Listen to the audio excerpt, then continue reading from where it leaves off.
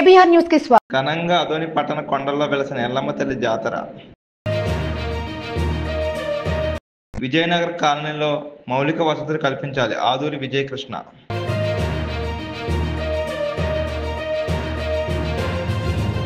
గోపీనగర్ ఊరువాడ బోనాల సంబరాలు.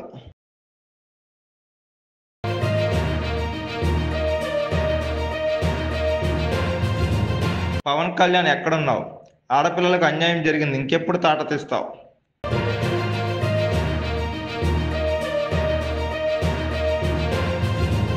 కర్నూలు జిల్లా అదోని పట్టణం కొండల్లో వెలసిన ఎల్లమ్మ తల్లి జాతర 3వ మంగళవారం ప్రసాద్ సోదరులు ధర్మకర్తలు మాట్లాడుతూ అదోనిలోని ప్రజలే కాకుండా చుట్టుపక్కన ఉన్న వందలాది మంది భక్తులు ఎల్లమ్మ తల్లి దగ్గరకు వచ్చి భక్తి శ్రద్ధలతో బోనాలు సమర్పించుకుంటారు.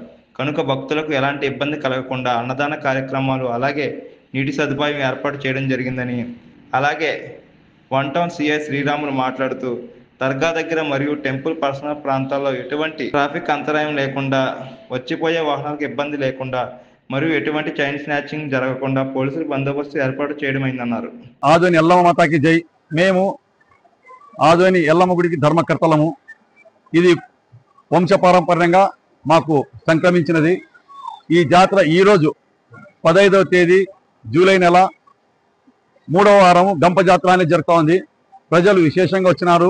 వాళ్ళ యొక్క ఆధార విమానాలకు ఆమె యొక్క కృపాపాత్రులై అందరూ ఆశీర్వాదములు తీసుకొని సుఖ సంతోషాలతో వర్ధిల్లాలని కోరుకుంటాము. ఇక్కడ వచ్చిన భక్తాదులందరికీ మా యొక్క విన్నపము, వచ్చిన వెంటనే దర్శనం ముగించుకొని ఎవరి కార్యాలయాలు చేసుకుని బయట పోతే ప్రజలకు సౌకర్యం ఉంటుంది. ఎందుకంటే మా యొక్క స్థలం చాలా చిన్నదిగా ఉంది కనుక మీరందరూ సహకరించాలి. ఇక్కడ వ్యవస్థ, నీటి వ్యవస్థ, ఇక్కడ శానిటేషను అన్ని చూసుకుంటాం. అన్నిటికంటే ముఖ్యంగా పోలీస్ డిపార్ట్మెంట్ చాలా చాలా సహకరించింది. వాళ్ళు రాత్రి వచ్చి మాకు మేడం గారు, డిఎస్పీ గారు వచ్చి సలహాలు ఇచ్చినారు. డిఎస్పీ గారు, సిఐ గారు, ఎస్ఐ వాళ్ళు అందరూ వచ్చి కొంచెం రోడ్ కూడా వైడన్ చేయండి అన్నారు. రాత్రి చేసేస్తాము జేసీబీలు పెట్టి. కనుక వాళ్ళ యొక్క చెప్పిన అడ్వైజ్ ని మేము స్వీకరించినాము. వాళ్ళకు ధన్యవాదాలు తెలుపుకుంటున్నాము. ఈ రోజు పోలీస్ మెన్ కూడా చాలా చాలా బందోబస్తు ఇచ్చినారు. చాలా మంది ఎక్కువ పెట్టినారు మాకు. వాళ్ళకు మరీ మేము ధన్యవాదాలు తెలుపుకుంటున్నాము. ఎందుకంటే వాళ్ళు ఉండడంతోనే ఎంతో మంది దూరం వెళ్ళిపోతారు, లేకుంటే ఇచ్చేస్తారు. నిన్ననే వాళ్ళు ఒక బ్యానర్ కూడా ఇప్పించినారు. మద్యము తాగరాదు, దొంగతనాలు చేయరాదు, జూదం ఆడకూడదు అనే ఒక బ్యానర్స్ తయారు చేపించి 1 టౌన్ సిఐ గారు పర్సనల్ గా ఇంట్రెస్ట్ తీసుకుని చేస్తున్నారు. వాళ్లకు మరీ మేము ధన్యవాదాలు మా యొక్క ధర్మకర్తల నుంచి. జనాభా రద్దీ ఉండడంతో మా పోలీస్ సిబ్బంది కూడా పకడ్బందీగా ఎక్కువ మందిని ఫోర్స్ను దించడం జరిగింది. 6 మంది ఎస్ఐస్ ప్లస్ మొత్తం టోటల్ స్టాఫ్ వచ్చేసి 76 మెంబర్స్ పెట్టడం జరిగింది. ఇందులో క్రైమ్ పార్టీస్ అని కొన్ని రకాలుగా టీమ్స్ ఏర్పాటు చేసినాం. దొంగల కోసం కావచ్చు, రోడ్ సేఫ్టీ కావచ్చు, ఎలాంటి అసాంఘిక కార్యక్రమాలు జరగకుండా అన్ని రకాల చర్యలు తీసుకోవడం జరిగింది. Thank you. ఈరోజు ఆదోని ఎల్లమ్మ 3వ వారం గంప జాతర జరుగుతున్న సందర్భంగా ఇక్కడికి భక్తాదులు చాలా విపరీతంగా రద్దీగా రావడం జరిగింది. వీరందరికీ ప్రజలకు ఎలాంటి అసౌకర్యం కలగకుండా, అన్ని రకాల ట్రాఫిక్ సమస్యలు లేకుండా అన్ని రకాలుగా పటిష్ట బందోబస్తు చేసుకున్నాము. అదేవిధంగా ఎక్కడ కూడా పిక్ ప్యాకెటింగ్ కానీ, ఎలాంటి బ్యాగ్ లిఫ్టింగ్ కానీ, మీన్స్ ఎలాంటి జేబు దొంగలు లేకుండా అన్ని రకాల చర్యలు తీసుకున్నాము. ఎవరైతే అనుమానితులు ఉన్నారో వాళ్ళని మేము కస్టడీ తీసుకుంటున్నాము. అదేవిధంగా ఈ ఎల్లమ్మ జాతర అనగానే కొందరు అక్కడక్కడ ఈ బహిర్గతమైన ప్రదేశంలో మద్యం సేవించి వాహనాలు డ్రైవ్ చేస్తూ సెల్ఫ్ ఇంజరీస్ చేసుకోవడము, చనిపోవడాలు అలాంటివి జరుగుతున్నాయి. కనుక దానికి సంబంధించి కూడా మేము ఎలాంటి మద్యం సేవించకుండా ప్లస్ డ్రంక్ అండ్ డ్రైవ్ చేయకుండా పటిష్టమైన చర్యలు తీసుకోవడం జరిగింది. సో దయచేసి ఎవరు భక్తాదులు వచ్చినా భక్తిపూర్వకంగా వచ్చి ఎల్లమ్మను, అమ్మవారిని దర్శనం చేసుకొని మీ యొక్క భక్తి శ్రద్ధలతో మీరు, మీ కుటుంబ సభ్యులు అందరూ బాగుండాలని మనస్ఫూర్తిగా కోరుకుంటూ ఆదోని పట్టణంలోని ఎంఐజీ కాలనీ సమీపంలో ఉన్న విజయనగర్ కాలనీ సమస్యల మీద భారతీయ జనతా పార్టీ ఆధ్వర్యంలో అదోని సబ్ కలెక్టర్ని కలిసి వినతి పత్రం ఇవ్వడం జరిగింది. ఈ సందర్భంగా బీజేపీ కర్నూలు జిల్లా అధికార ప్రతినిధి ఆదూరి విజయకృష్ణ మాట్లాడుతూ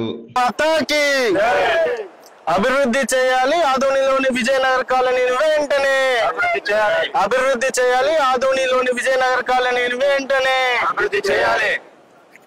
గత 30 సంవత్సరాలుగా ఎంఐజీ కాలనీకి ఆనుకొని విజయనగర్ కాలనీ ఉంది. విజయనగర్ కాలనీలో 350కి పైగా కుటుంబాలు నివాసాలు ఉంటున్నాయి. ఇప్పుడు మనం చూస్తున్నాం 150 మంది పైన 200 మంది దగ్గర కుటుంబాల వాళ్ళు మహిళలు వచ్చి ఉన్నారు. అది ఎండోమెంట్ కి సంబంధించినటువంటి స్థలం. నిజమే, ఎండోమెంట్ స్థలంలో పేదలు ఇల్లు లేక తాత్కాలికంగా అక్కడ గుడిసెలు వేసుకోనో లేకపోతే ఇల్లు కట్టుకోనో నివాసం ఉంటా ఉన్నారు. అక్కడ నివాసం ఉండేటువంటి ప్రజలకు గడిచిన 30 సంవత్సరాల్లో తాగడానికి నీళ్లు లేవు, నడవడానికి రోడ్లు లేవు, వీధి లైట్లు లేవు, మరుగుదొడ్లు లేవు. గడిచిన పాలకులు ఎవరు కనీసము వీళ్ళని ఆదుకుందాము, వీళ్ళకు వేరే జాగాల్లో పట్టాలు ఇద్దాము అన్న పాపాను కూడా పోలేదు. మొన్న డాక్టర్ పార్థసారథి గారు ఆధునిక గౌరవ శాసనసభ్యులు ఆ వీధిలో పర్యటన చేసి సబ్ కలెక్టర్ గారికి సిఫారసు చేస్తానమ్మా, ఒకసారి మీరు కూడా వెళ్ళి కలవండి అంటే ఇక్కడికి రావడం జరిగింది. భారతీయ జనతా పార్టీ వైపు నుంచి విజయనగర్ కాలనీ ప్రజలందరికీ మేము మద్దతు ఇస్తా ఉన్నాం, భరోసా ఇస్తా ఉన్నాం. వీలైనంత త్వరగా వాళ్ళకు పట్టాలు ఇప్పించే విధంగా కూడా ప్రయత్నం చేస్తాం. ఆ ఏరియాలో కాకుండా దగ్గరలో ఉండేటువంటి ప్రభుత్వ భూమిని ఎంక్వైరీ చేసి అక్కడ పట్టాలు ఇప్పించేదానికి ప్రయత్నం చేస్తాం. ఇప్పుడు ప్రధానంగా నివసించే వాళ్ళకి తాగడానికి నీటి వసతిని కోరుతా ఉన్నారు. వీళ్ళందరూ నీళ్లు లేక ఇబ్బంది పడతా ఉన్నారు. గత వైసీపీ హయాంలో వైఎస్ఆర్ పార్టీకి సంబంధించినటువంటి ఒకరిద్దరు ముఖ్యమైన వాళ్ళకి కావాల్సిన వాళ్ళ ఇళ్ల దగ్గర 3-4 ట్యాప్లు వేయించుకున్నారు మినహాయించి మిగిలిన ఎక్కడ తాగేదానికి వాటర్ ట్యాప్లు వాటర్ కనెక్షన్లు లేవు. సబ్ కలెక్టర్ గారికి అదే కోరినాం, వాటర్ ట్యాప్ కనెక్షన్లు ఇవ్వండి అని చెప్పి. ఇంకోటి మేము డిమాండ్ చేసేది ఏంటంటే విజయనగర్ కాలనీకి ఆనుకొని ప్రభుత్వ స్థలం ఉంది. వైఎస్ఆర్ హయాంలో వారికి కావలసిన 3 రంగులు వేసుకునేటువంటి వైసీపీ కండు వేసుకున్న వాళ్ళకి మాత్రమే అక్కడ పట్టాలు ఇచ్చి ఉన్నారు. వీళ్ళేం పాపం చేసినారు అని అడుగుతా ఉన్నాను. 350 కుటుంబాలు గడిచిన పాలకుల కళ్ళకు కనపడలేదా అని అడుగుతా ఉన్నాను. అంతేకాదు, ఆల్రెడీ దారుణమైన విషయం ఒకటి జరుగుతా ఉంది విజయనగర్ కాలనీలో. వైసీపీ నాయకులు కొంతమంది 5 ఇండ్లు కట్టించినారు, 6 ఇండ్లు కట్టించినారు. వాళ్ళ స్తోమత ఉంటే 10 ఇండ్లు కూడా కట్టించి బాడిగలకి ఇస్తా ఉన్నారు వాళ్ళకి, పేదలకి. అది వాళ్ళ స్థలం కాదు, కబ్జా చేసినారనే చెప్పొచ్చు. నువ్వు పేదవాడైతే, నువ్వు వైసీపీడైనా నువ్వు పేదవాడైతే ఆ ఇండ్లు కట్టించుకుని ఉండు, ఇబ్బంది లేదు. కానీ 10 ఇండ్లు 5 ఇండ్లు 6 ఇండ్లు కట్టించి వాళ్ళకి బాడిగలు వసూలు చేస్తా, వాళ్ళ ముక్కు పిండి వాళ్ళ నడ్డి విడిచి వాళ్ళ బాడిగలు వాళ్ళ డబ్బులను వసూలు చేసేటువంటి కార్యక్రమం వైసీపీ పార్టీ ఆందోళన చేస్తా ఉంది. నేను డిమాండ్ చేస్తా ఉన్నా, వచ్చే నెల నుంచి వాళ్లకు బాడిగలు కూడా కట్టకూడదు అని డిమాండ్ చేస్తా ఉన్నా. ఆ రకమైన చర్యలు సబ్ కలెక్టర్ గారు తహసీల్దార్ గారు తీసుకోవాలని కూడా డిమాండ్ చేస్తా ఉన్నా. ఎందుకు కట్టాలి వాళ్ళకి బాడిగలు? అసలు వాడు 5 ఇళ్ళు కట్టడమే తప్పు, మళ్ళీ దానికి బాడిగల? కాబట్టి వైసీపీ నాయకులు ఈ రకమైనటువంటి దౌర్జన్యకాండను ఆధునిలో ఆపాలా. నిజమైన అర్హత కలిగినటువంటి పేద ప్రజలకు పట్టాలు ఇవ్వాలా. అక్కడ దౌర్జన్యంగా కొంతమంది వైసీపీ నాయకులు పట్టాలు సృష్టించుకొని ఇల్లు కట్టించుకున్నారు, వాళ్ళ మీద కూడా ఎంక్వైరీ చేయాలా. ఎంక్వైరీ చేసి నిజంగా వైసీపీ నాయకులు లేదా కార్యకర్తలు పేదవాళ్ళు అయింటే వాళ్ళకు ఉండని, వాళ్ళు మనుషులే, వాళ్ళకు ఉండాల్సిందే ఇల్లు, దాంట్లో నో డౌట్. కానీ ఒక్కొక్కడు 2 పట్టాలు 3 పట్టాలు లేకపోతే 2 ఇండ్లు 3 ఇండ్లు కట్టించుకుని ఇష్టారాజ్యంగా చేసేటువంటి పరిస్థితి ఆధునిక విజయనగర్ కాలనీలో కనపడతా ఉంది. వాళ్ళందరి పట్టాలు ఎవరైతే దౌర్జన్యంగా అక్రమంగా అర్హత లేకుండా తీసుకున్నటువంటి పట్టాలు ఎవరైతే ఉన్నారో ఆ పట్టాలన్నీ క్యాన్సిల్ చేసి విజయనగర్ కాలనీలోని ప్రజలకు కొంతమంది కేటాయించాలని భారతీయ జనతా పార్టీ వైపు నుంచి మేము డిమాండ్ చేస్తా ఉన్నాం. సబ్ కలెక్టర్ గారికి తహసీల్దార్ గారికి ప్రధానంగా మేము డిమాండ్ చేసేది ఏంటంటే, మేమేమో అత్యాశలు కోరడం లేదు, ఇక్కడ తాగడానికి నీళ్లు ఇవ్వండి అని అడుగుతా ఉన్నాం.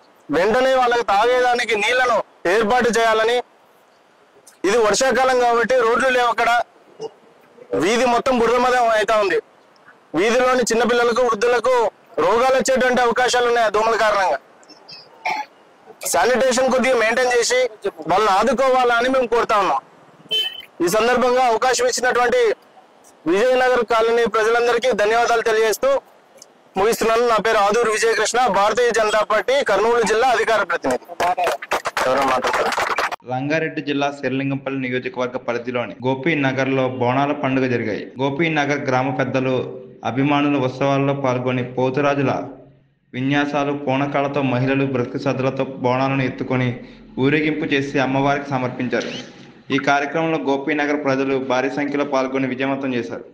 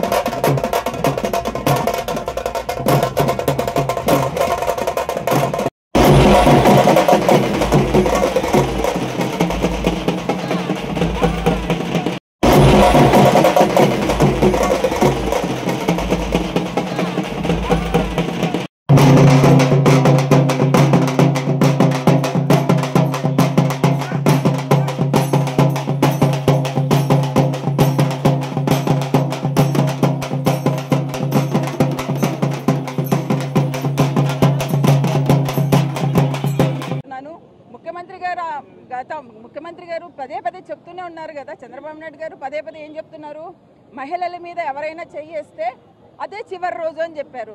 అదే డిప్యూటీ సీఎం పవన్ కళ్యాణ్ గారు ఏం చెప్పారు, మహిళలకు ఏదన్నా అన్యాయం జరిగితే బుల్లెట్ కన్నా స్పీడ్గా మేము స్పందిస్తామని చెప్పారు. అదే హోంమంత్రి గారు ఏం చెప్పారు, ఎవరికైతే మహిళల మీద దాడి జరిగితే మా కార్యకర్తలని కూడా చూడకుండా వాళ్ళ మీద ఇమీడియట్గా యాక్షన్ తీసుకుంటామన్నారు. అలాగే బీసీ మంత్రి గారు ఉన్నారు, వీళ్ళందరూ కూడా ఒక బీసీ మహిళకు అన్యాయం జరుగుతుంటే ఎందుకు వీళ్ళు సైలెంట్గా ఉన్నారు, ఎందుకు నిందితుల మీద యాక్షన్స్ తీసుకోలేదు అంటే వాళ్ళు మీ కార్యకర్తలనా, ఎందుకు మీరు యాక్షన్స్ తీసుకోలేదు? చట్టం అందరికీ ఒకటే. ఏ ప్రభుత్వం అధికారంలో ఉంటుందో ఆ ప్రభుత్వంలో నివసించే ప్రజలకు రక్షణ కల్పించే బాధ్యత ప్రభుత్వంది.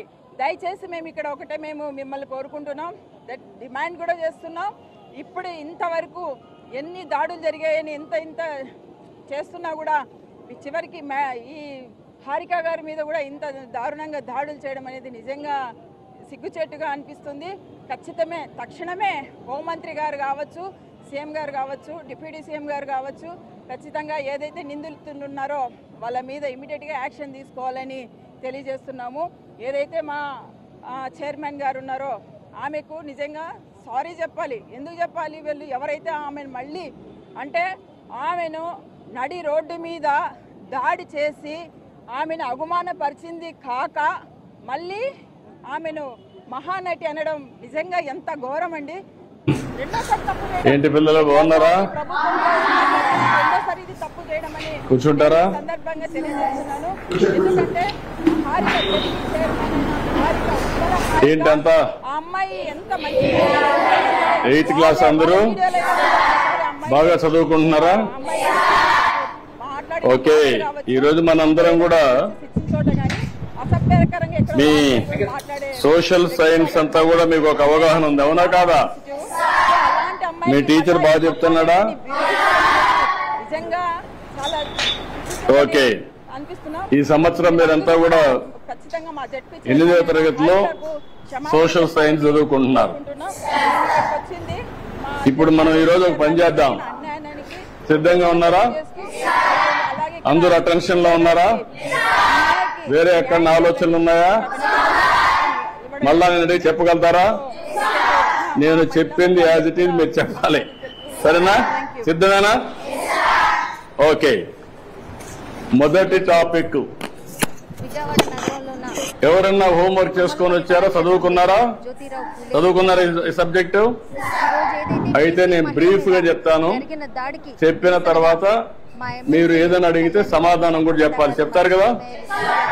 ఓకే. మొదటి సబ్జెక్ట్ వచ్చి మనకు వనరులు.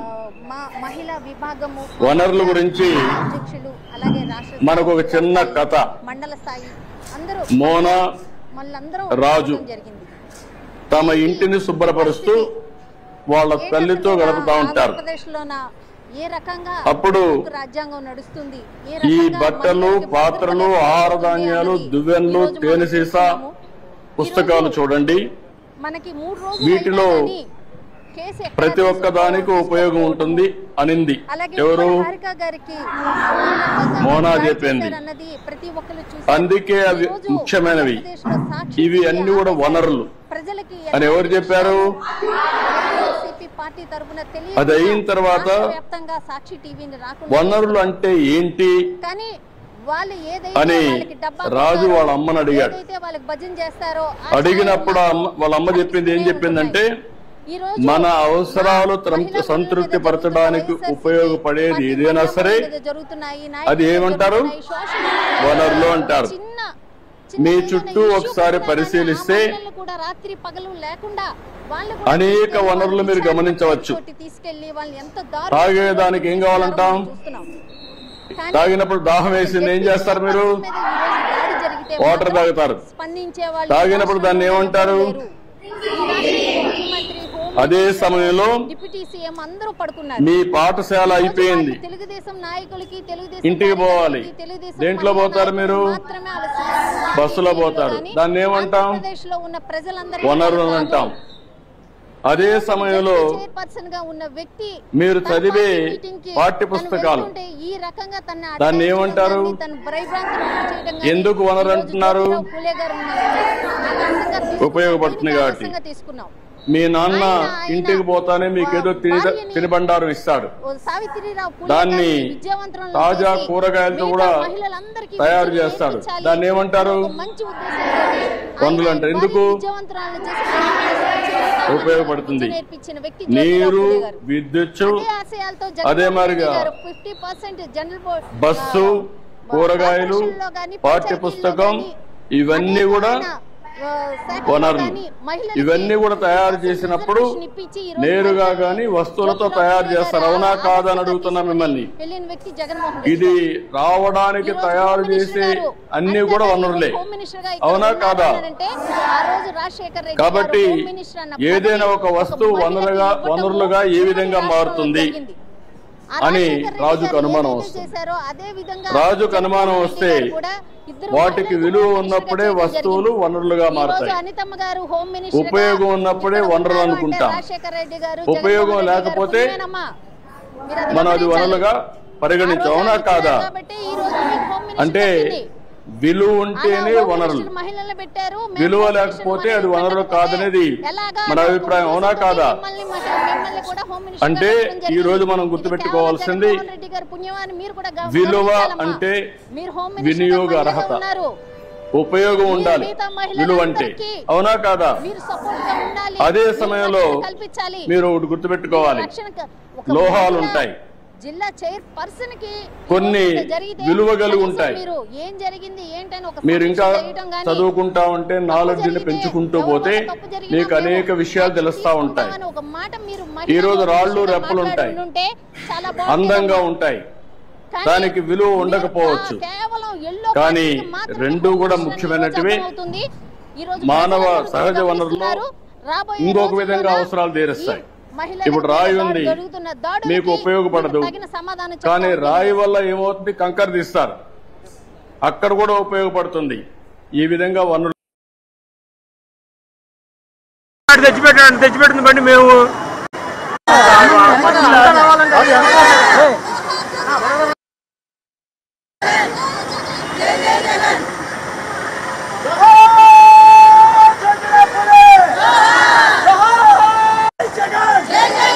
జై జగన్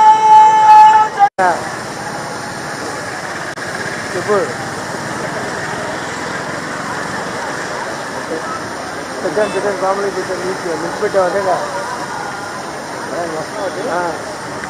నిలిచి పెట్టాను సైడ్ పెట్టండి సైడ్ పెట్టండి వస్తున్నావా